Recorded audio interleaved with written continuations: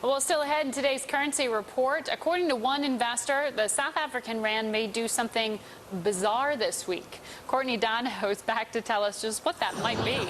Well, Margaret, that strange event, we may see the rand gain if South Africa unexpectedly reduces its benchmark interest rate tomorrow, and that's according to the nation's largest buyout company, Brait.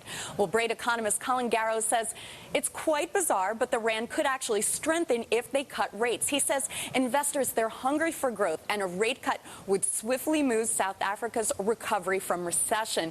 Even though Garrow is predicting a 50 basis point cut tomorrow, most analysts believe South African Reserve Bank will leave its key rate unchanged. Actually, 21 out of 25 economists believe the rate will stay put.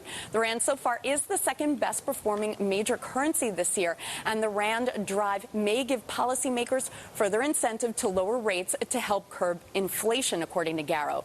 But looking how the rand is performing today, it is lower. It's one of the worst performers of the global currencies as prices fall for gold and platinum. Those precious metals account for 22% of the country's exports. As Bridget Taylor, senior currency trader at Rand Merchant Bank, says investors are reassessing the outlook for a global economic recovery and are taking profits in commodities and commodity-backed currencies. Margaret.